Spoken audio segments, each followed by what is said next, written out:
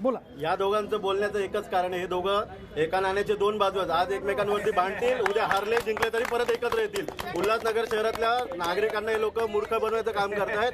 कल्याण डोंबिवलीला युती केली, इथे पण युती करणार होते. हीच माणसं इथली तिथे गेली म्हणून त्यांची वाटाघाटी फसलेली आहे. म्हणून लोकांना इशारा देतो आम्ही की फक्त मनसे उभाटाच्या उमेदवारांना निवडून द्या, अशा फसव्या उमेदवारांना निवडून देऊ नका. बर काय म्हणजे तुम्ही तर गेल्या वेळी सोबत होतात होय की नाही?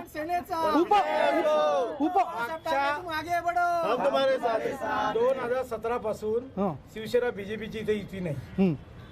कारण 2017 पासून सुरुवातीच्या टर्म मध्ये 2.5 वर्षामध्ये भाजपचा महापौर होता, नंतर 2.5 वर्षानंतर शिवसेनेचा महापौर झाला.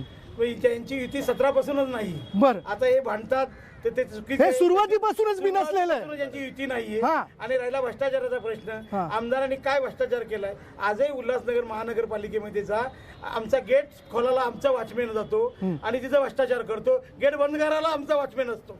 म्हणजे अशी परिस्थितीच्या लिडरांची आहे. बर 4 वर्षाच्या मधल्या काळामध्ये जिथे जो भ्रष्टाचार झाला, त्या भ्ष्टाचाराच्या किड्या जर शोधण्याचा प्रयत्न केला तर आमच्यातलाच एक कार्यकर्ता असेल, तो तिथे जाऊन रोज हजेरी लावतो आणि तिथे दलालकी करतो. बर. आणि ही महानगरपालिका ही जे भ्रष्टाचार चाललाय त्याचं मूळ कारण ते आहे. बर आमदारावर आरोप करण्यापेक्षा आमदाराचं काय आहे ते आम्हाला काही लेणं देणं आहे, शिवसेनेने काय केलं त्याच्याशी आम्हाला लेणं देणं नाही. का तुम्हाला बोलायचं नाही त्याच्यावर? परिस्थिती त्याच्या बोलण्यात काय अर्थच नाही. नाही, कारण ते दोन्ही सत्तेत आहेत. बर आणि सत्तेच्या विरुद्ध आम्ही आहेत. हा अच्छा परिस्थिती आमची गरिबांची आहे, हा. आमच्या झोपडपट्टीवासींची आहे. हा. पोटात आमच्या दुखतंय, हा. आम्ही औषध त्यांच्याकडे का बघायचं? बर. औषध आम्हीच घेतलं हे पाहिजे. म्हणायला वंचित आहे, खरे वंचित तुम्ही आहात असं? खरं वंचित. बर ते म्हणता खरे वंचित ते येतो नेते. आता प्रकाश आंबेडकर साहेबांनी जो आमच्यावरती विश्वास दाखवलाय त्या संदर्भात आम्ही पुढे हा अजेंडा घेऊन जाणारच आहे. पण यांचं स्नेहभोजन किंवा यांचे जे मिलाप आहे हे करण्यापेक्षा जनतेला याच्यातून काय भेटणार आहे याच्यावरती जर ते पहिले डिस्कस केलं असतं तर आज उल्हासनगरची परिस्थिती